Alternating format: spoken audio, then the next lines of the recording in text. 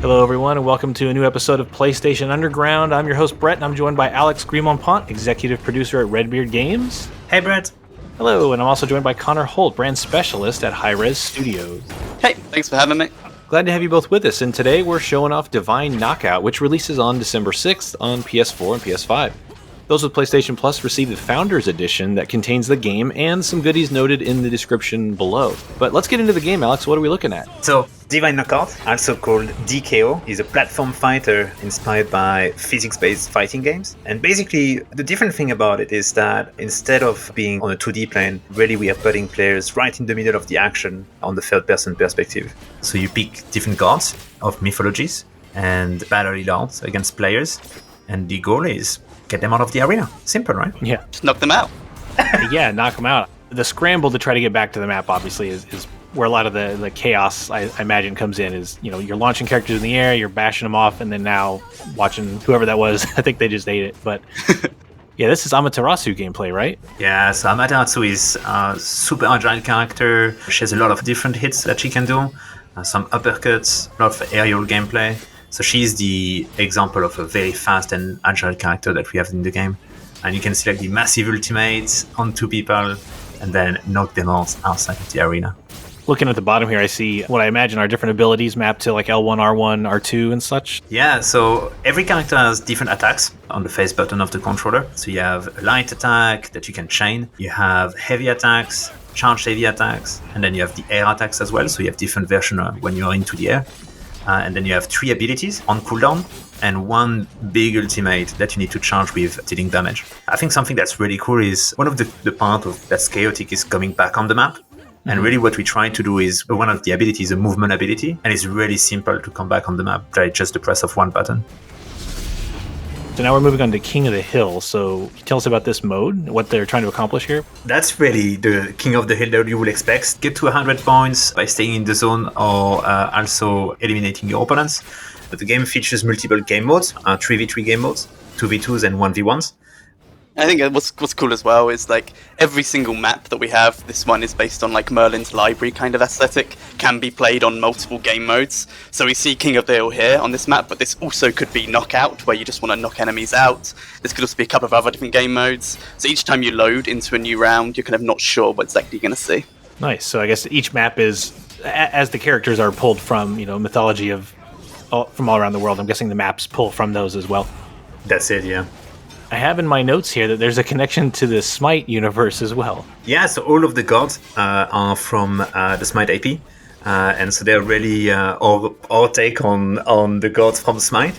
And they take some similar traits. Like we want to make sure that we pay homage to those characters. So they all features, you know, some quirks and some features of the characters in Smite. But we also expand on it to make sure that they feel really unique in DKO. Yeah, this is our little twist on some of the things you might have seen on Smite already. So you might be familiar, but it's going to be very different as well, and there's new stuff to find for sure. Yeah, I wanted to go super colorful, a lot of present effects. We wanted to also go for some kind of a cel-shaded look, more on the Western anime-inspired direction. And so they are super playful characters, but they can also be very fierce, right? Because it's very dynamic gameplay. The gods are fickle, so in 1 minute they could be very serious, and the next you're having a blast. That's it. That's exactly that. And really the idea was to go like with the Smite gods and kind of go over the top with them in very extreme version of them. And then as you play and win and accumulate victories, is there like, what in the way, like character progression, or like each time you win, there's obviously, you know, benefit to winning. So like what, say I come out of here I come out on top, what would I be going out and back into menus and using to either improve or customize my character in some way, I imagine? Yeah, so in DKO, basically we have god progression. So you have character progression for all of the gods. You have 20 levels of progression, and then you're going to be able to personalize and customize your character based on that. You have basically talents and a talent loadouts that you can load with perks in order to really customize your gameplay. It looks like we've zoomed out to a home screen, which, there's your roster right there. 10 characters available at launch, each with some progression built into. We have 20 levels of progression on every god and unlocking some talents. So we have here some traits and blessings. So the traits are for the character that you are progressing, and the blessings are unlocks that you can have for every character into the game. So you can use those blessings on any character. And really the idea is personalize your character and customize it in ways that are very different from one from the other. We've tested that with the team, and they came up with some pretty crazy things, to be fair. This is another game of Arcade, which is our 3v3 game mode. We do also have 2v2 and 1v1, which we'll showcase in a little bit. And we're gonna pick my favorite character, Ymir. Let's go. We went from Amaterasu to Ymir, the small assassin to the big ice giant. Yeah. That's it.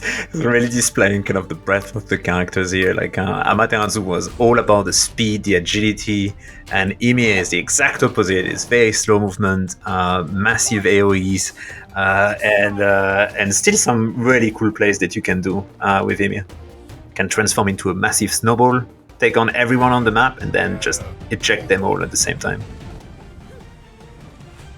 And so since everyone here is, making a mad dash for the coins, there's going to be like skirmishes around where the coins are, but then obviously if the goal is to get them back to the chest, there's going to be a bottleneck here in a good way. Yeah, it's really the mix between little fights and little brawls everywhere on the map to get the coins. And big boulders that sometimes come in and mess everything up as well. That's it. I do like that ice wall. That's cool. Is that like what would be some like strategic uses of Ymir's that ice wall? Because you can see like the silhouette of it popping up, where that way you know where you're about to deploy it. Oh, made it back. Nope. Nope, not quite. Thought for sure we were safe, and that was not the case. Is it meant to like absorb incoming damage, or can you like launch people with that if they get caught in it, or? So you can do some really crazy things. You can put the wall, jump on the wall, and then do some jump attacks from there. You can put the wall and then against projectiles, so protect yourself. And you can hide yourself, so you can hide the attack that you're gonna do, and then remove the wall at the last minute so that you can land the hit.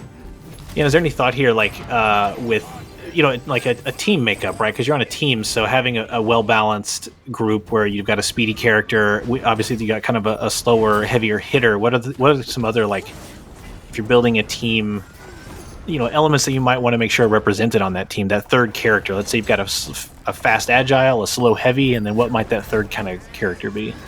So usually our characters they are made so that they can function by themselves, because that's a game where you have 1v1 and 2v2 as well. But we like to do some combos where you have a lot of AoE damage, like with Soul, for example, who is a fire character with your usual snowballs, fireballs everywhere, and some characters that are more solo, like Amaterasu, for example, where she does a lot of hits on one person at the same time. Massive boulder, disturbing everyone. Oh man, I was gonna say that's sleeping. Wrong way. They're gonna make it back from that. And so this is. Let me see what character that was. Looked like King Arthur. We do have King Arthur in the game right now. Yes. Yeah. Just speaking to the iconic.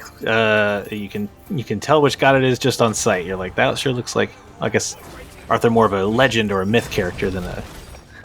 Yeah, not necessarily a god, but we're flexible and yeah. King Arthur's cool, so we wanted King Arthur. Yeah, he certainly is. He runs around with that crowd, I feel. Yeah, exactly.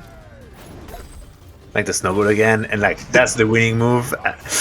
That's beautiful. Man, red team can't catch a break.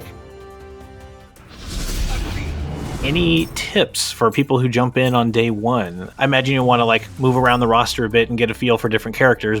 I think the biggest tip I will have is to learn how to come back on the map, because obviously like the central part of the game is to get you out of the map. So if you learn how to get back, that's a massive improvement to the gameplay you have.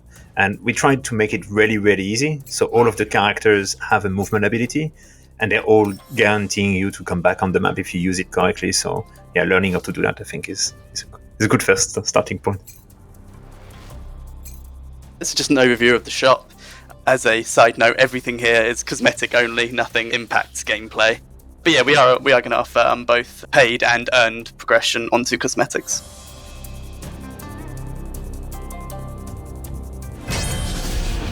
We're jumping into another mode here, the 1v1 duel. So you mentioned earlier, like, making sure the characters work in a team dynamic, but also they need to function on their own. And how does that come into play when you're locked in battle with just one other character? That's where the timing really is important, the positioning really shines. It's the ultimate proof of skill. We think of 1 against 1 and 2 against 2 as the really competitive mode of DKO right now. And you're going to see that the action is really precise. Once you get against a singular person, that gets much more intense.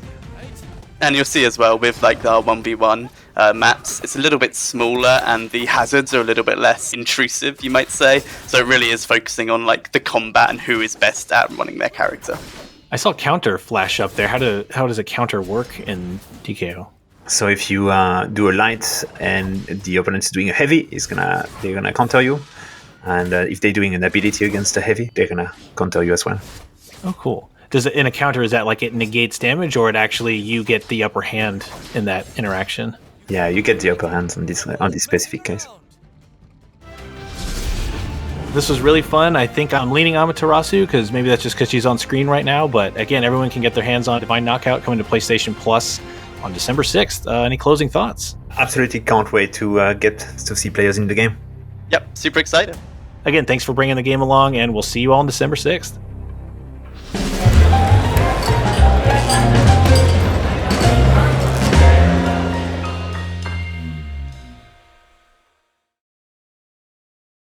PlayStation